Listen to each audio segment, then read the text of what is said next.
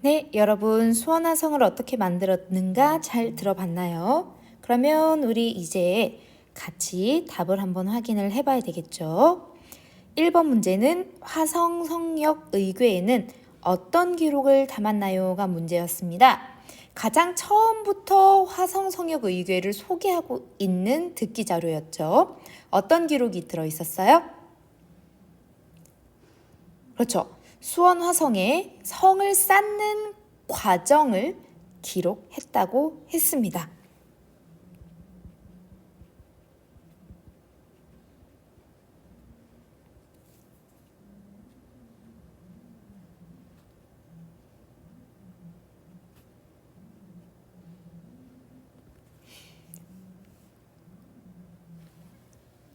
좋습니다. 구체적으로는 어떤 기록들이 있었어요? 선생님이 메모하면서 들으라고 분명히 이야기를 했고, 메모를 하셨다면 아마 정답을 잘 찾아낼 수 있었을 것 같습니다. 어떤 거 나와 있었죠? 공사 관련, 공식 문서, 또 참여 인원,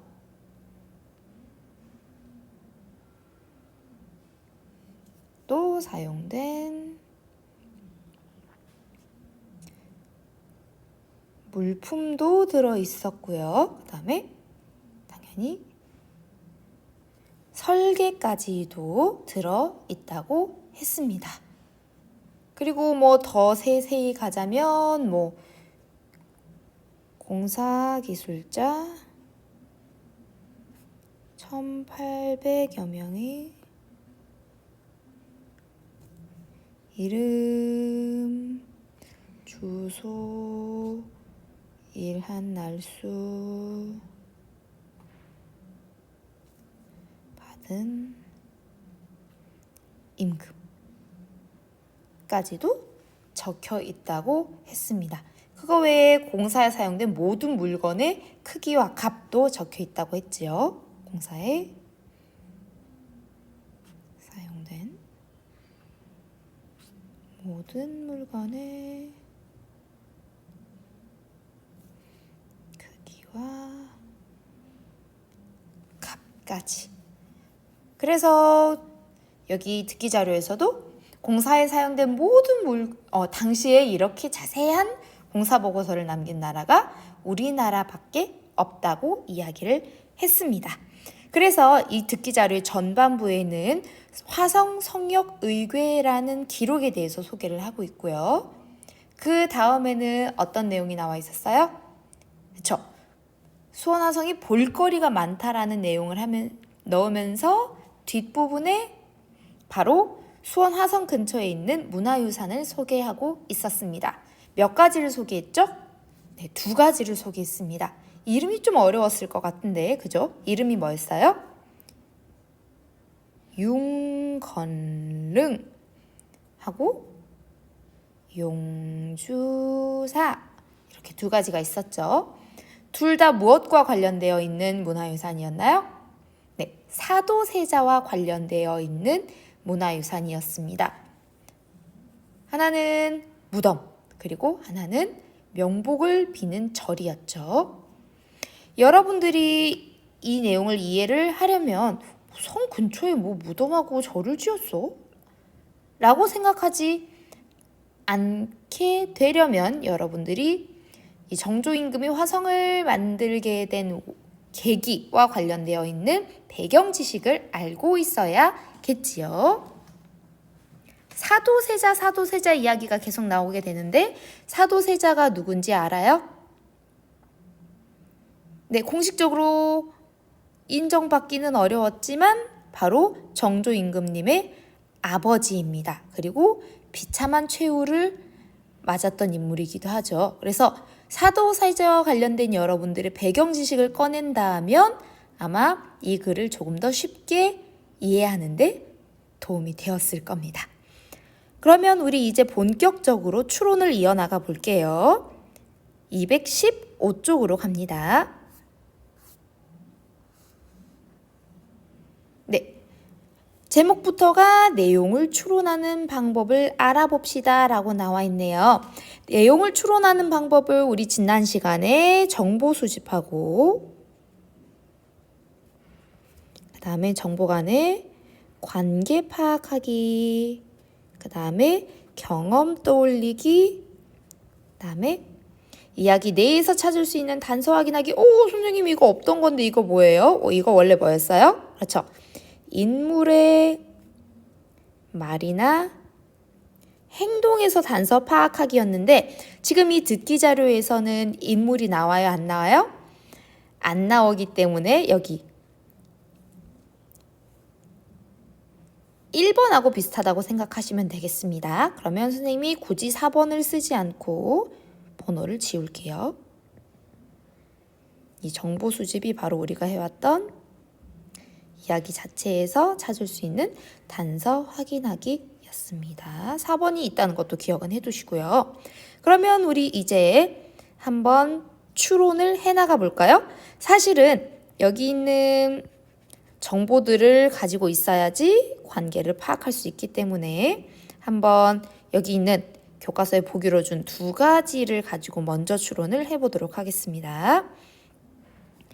일제강점기를 거치면서 성곽 일대가 훼손되기 시작했다. 나와 있는 정보는 2가지죠. 언제, 그리고 훼손됐다는 정보. 2번째 거 볼게요. 6.25 전쟁 때 수원 화성이 크게 파괴되었다. 이번에는 6.25 전쟁, 시기는 다르지만 여기도 파괴되었다라는 정보를 가지고 있죠. 그래서 일제강점기 때도 파괴되고 6.25 전쟁 때도 파괴됐구나. 그러면 수원 화성의 여러 가지 무너질 위기가 있었고, 그러면서 크게 훼손되고 또 훼손됐으면 원래랑 똑같은 모습은 아니겠네 라는 것을 떠올려 보실 수 있겠죠. 그렇다면 여기 있는 일제강점기 부분, 그 다음에 6.25 전쟁 때 부분, 이거 여러분들이 미리 알던 자료였어요? 아니면 듣기 자료에서 알려준 자료였어요? 듣기 자료 제일 앞부분에 나와 있는 자료였습니다. 그렇다면 경험 떠올리기가 아니라 이 부분에서는 이야기에서 찾을 수 있는 단서 확인하기를 거친 추론이구나 라는 것을 파악할 수 있겠습니다. 됐나요?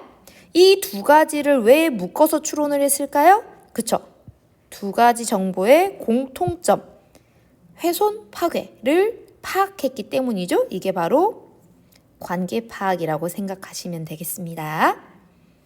자, 그러면 다음 거 한번 볼게요. 첫 번째, 수원 화성은 볼거리가 많다. 2번째, 수원 화성은 규모가 커서 다 돌아보려면 꽤 시간이 걸린다. 3번째, 경주 여행을 갔을 때 경주 여행 누가 갔을까요? 이 이야기에 경주 여행 관련된 내용이 있었어요? 아니죠. 이것은 이야기를 듣는 청자의 경험입니다. 그래서 앞에 2가지는 이야기 내용이에요, 사실. 하지만 이 이야기 내용을 들을 때 뭘 떠올린 거예요? 그렇죠. 나의 경험을 떠올리면서 들은 거예요. 그렇기 때문에 여기 있는 추론 보시면 이야기에는 어디에도 운동화와 관련되어 있는 내용이 없지만 운동화를 신는 것이 좋겠다라고 추론을 하고 있죠. 이것은 무엇에 의한 추론이기 때문이에요? 그렇죠. 자신의 경험,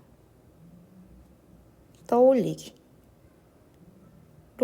인한 선생님의 표현으로 하면 배경 지식에 관련되어 있는 추론이기 때문에 이러한 결론을 내릴 수 있었겠습니다.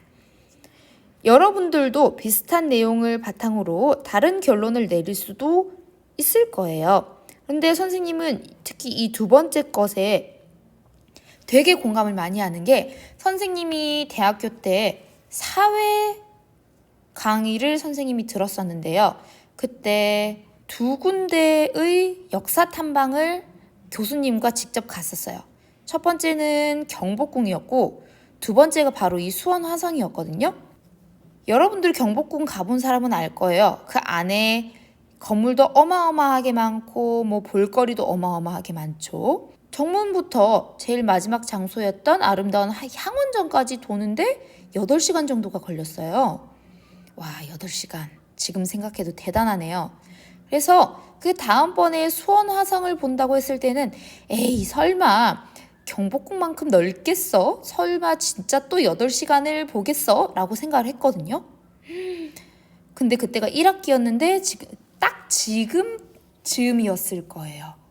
날씨는 덥지. 성이 높은 곳에 있으니까 계속 등산을 가는 기분이었어요.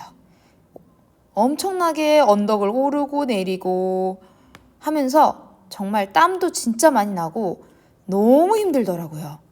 선생님이 그때 캡모자를 쓰고 갔었는데 캡모자 앞부분 색깔이 변할 정도로 땀을 진짜 많이 흘렸어요. 다행이었던 건 선생님이 그때 바로바로 뭘 신고 갔을까요?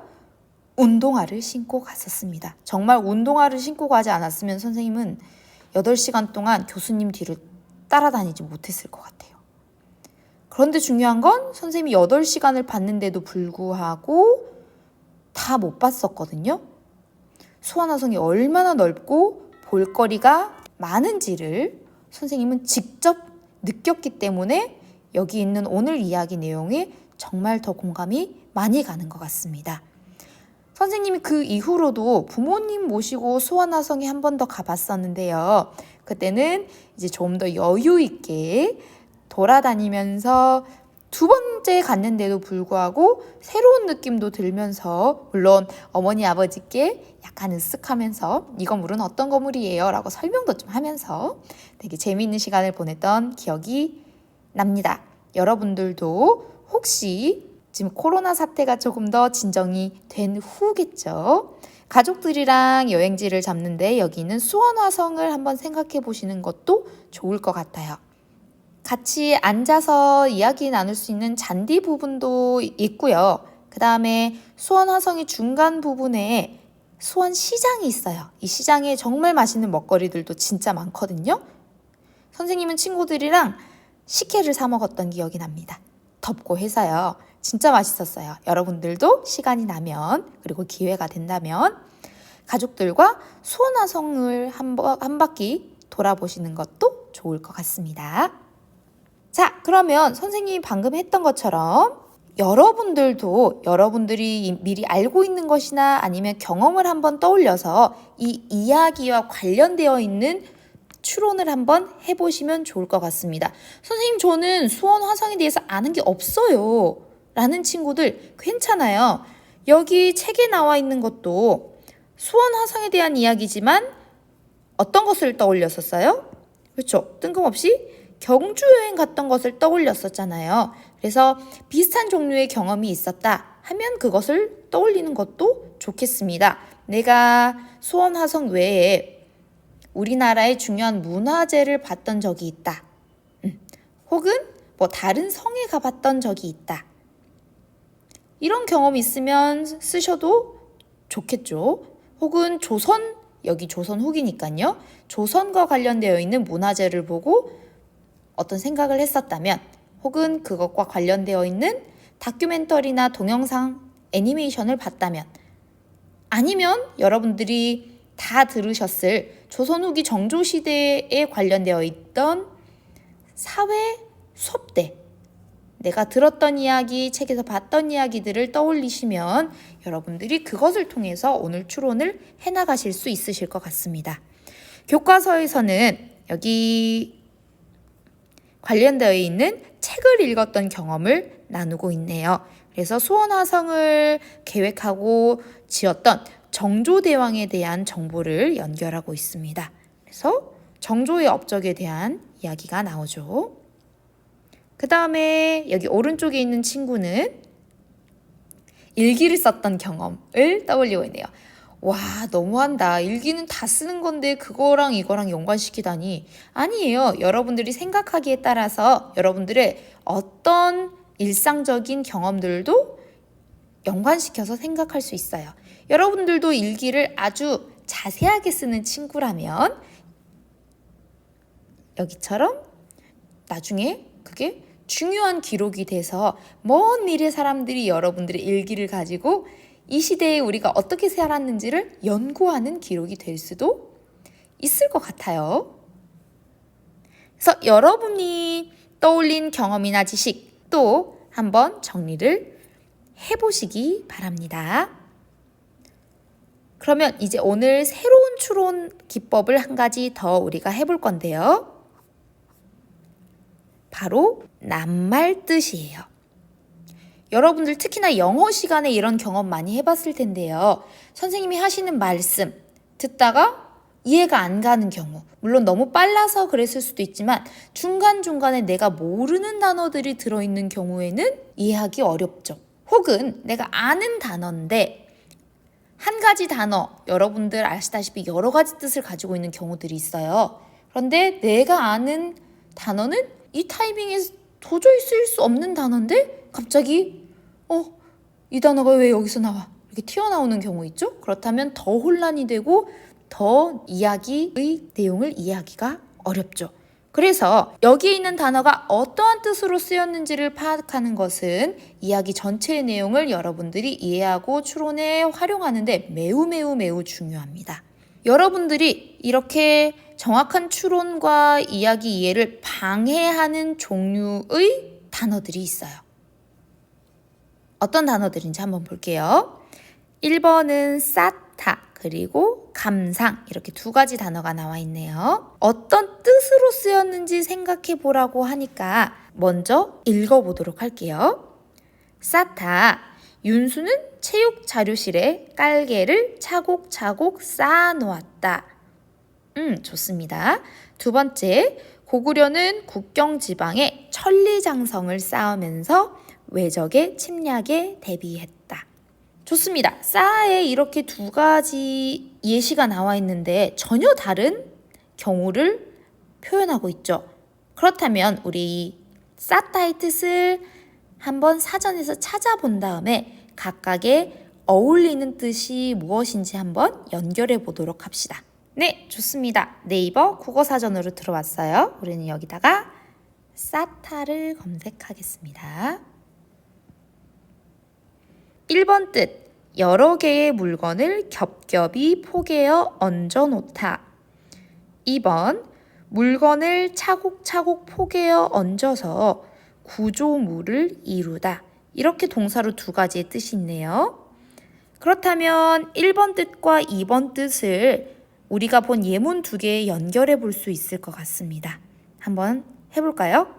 좋습니다. 먼저 깔개를 차곡차곡 쌓아 놓았다는 깔개 하나 위에 또 다른 깔개, 그 위에 또 다른 깔개를 이렇게 위로 높게 쌓았다는 얘기겠죠. 그렇다면 그것이 물론 구조물이 됐을 수도 있지만 하나의 이름이 있는 구조물이 됐다고 보기는 어렵죠.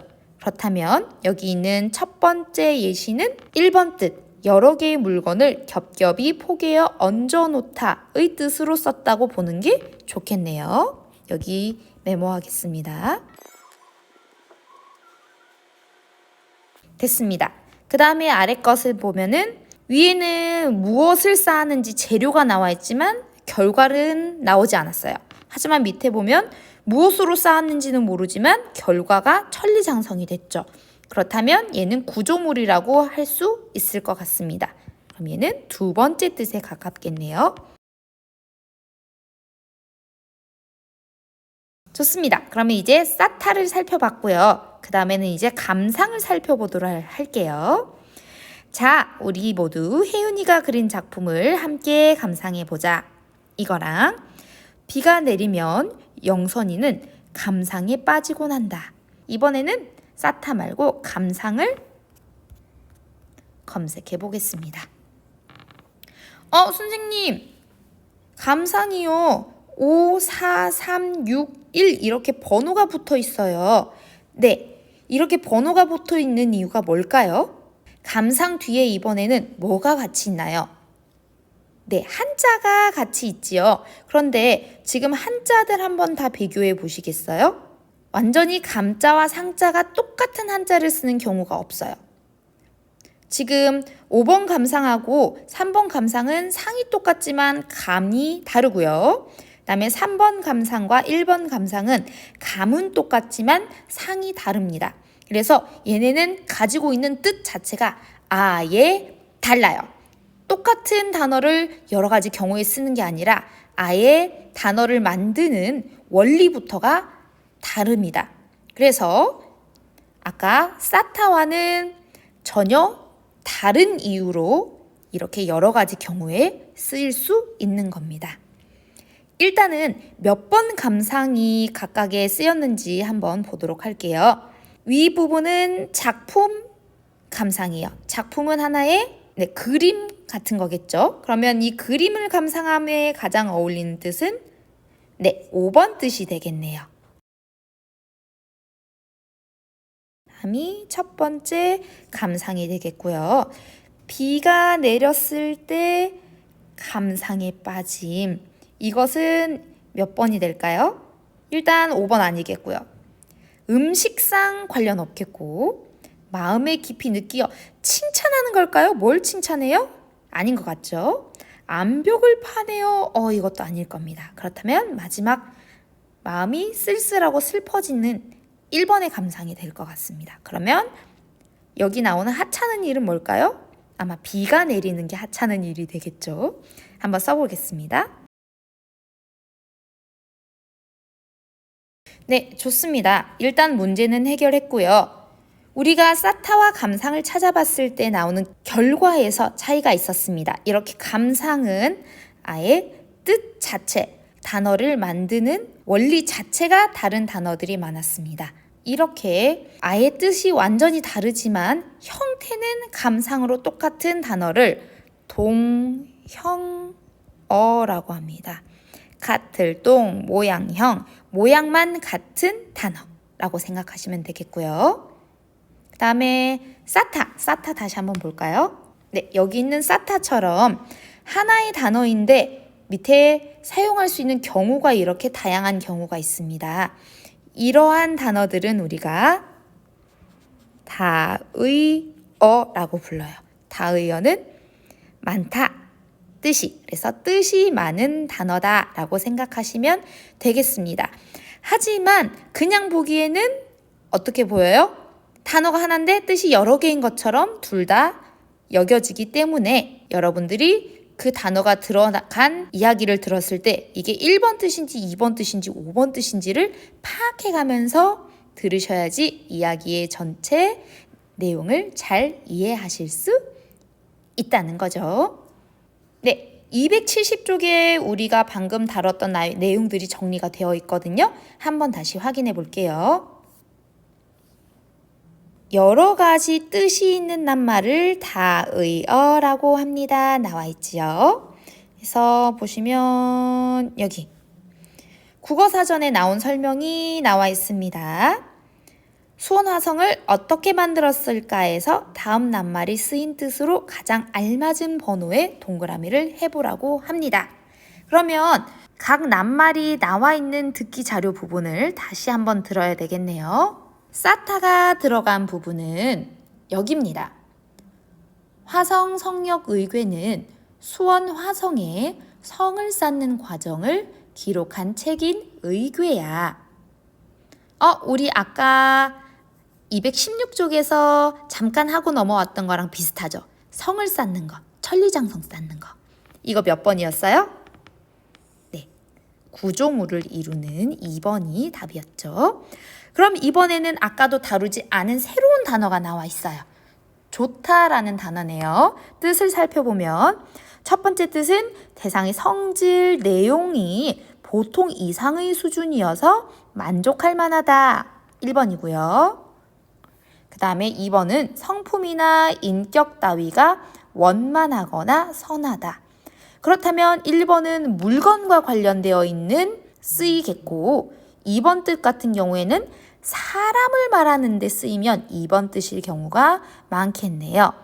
그러면 이 수원화성을 어떻게 만들었을까? 에서는 어느 부분에 좋다가 나왔을까요?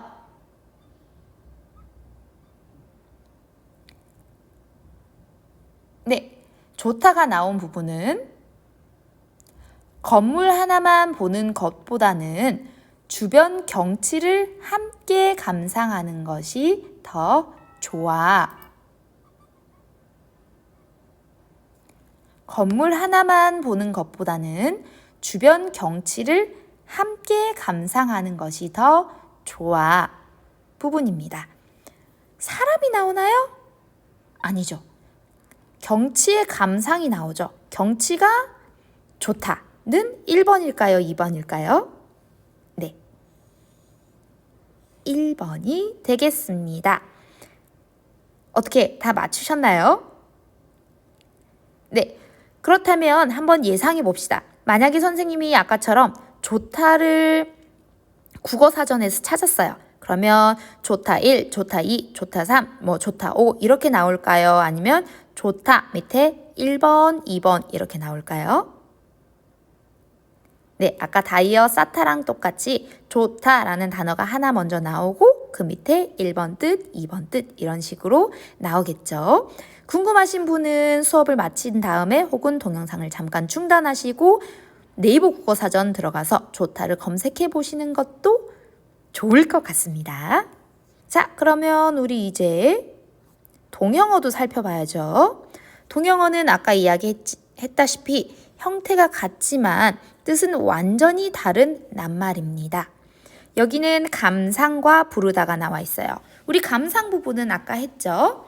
여기 감상 1번과 감상 5번이 나와 있습니다.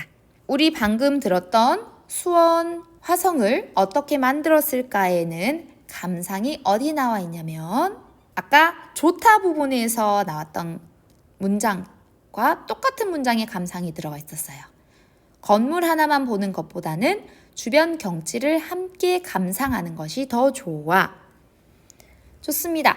경치를 감상하다는 하찮은 일 때문에 마음이 슬퍼지는 걸까요? 아니겠죠. 주로 예술작품이라고 했지 예술작품만을 대상으로 하지는 않아요. 이렇게 경치를 즐기고 이것이 좋다라고 평가하는 것도 5번 뜻에 부합하는 예시문이 되겠습니다. 자, 그러면 이번에는 새로운 단어예요. 부르다라는 단어네요. 뜻이 두 가지가 나와 있습니다. 1번 뜻은 이름이나 명단을 소리내어 읽으며 대상을 확인하다. 출석을 부르는 것이 아마 1번에 쓰이는 경우가 되겠고요. 2번은 먹은 것이 많아 속이 꽉 찬 느낌이 들다. 배부르다. 이게 2번이겠네요. 그렇다면 우리가 방금 들은 이야기에서 부르다 부분이 나온 문장을 선생님이 한 번 더 읽어드릴게요. 제일 마지막 문장이네요. 융건릉은 사도세자의 무덤인 융릉과 정조임금의 무덤인 건릉을 합쳐서 부르는 이름이고 용주사는 사도세자의 명복을 빌려고 지은 절이야. 이 부분입니다. 그래서 융건릉이라는 대상을 부르는 이름 몇 번 뜻일까요? 네, 첫 번째 뜻이 되겠습니다. 그래서 오늘은 지난 시간까지 했던 이야기 속에서 정보를 확인하고 정보 간의 관계를 파악하고 여러분들이 주제에 대해 미리 알고 있는 배경 지식을 떠올리고 이렇게 세 가지의 추론에 더해서 이야기에 쓰인 낱말이 어떤 뜻으로 쓰였는지 파악해야 한다라는 추론 방법을 하나 더 실습해 보았습니다. 여러분들이 진짜 주의해서 추론해야 하는 단어의 종류는 두 가지가 있었어요. 뜻은 완전히 다르지만 형태상 똑같은 단어처럼 보이는 동형어. 그 다음에 단어는 하나지만 뜻을 여러 개 가지고 있는 다의어를 파악하시고 그것이 어떤 뜻으로 쓰였는지 여러분들이 추론에 활용하셔야겠습니다. 그러면 선생님 강의는 일단 여기서 중단하겠습니다. 다음 수업글로 넘어가서 수업을 진행하시기 바랍니다.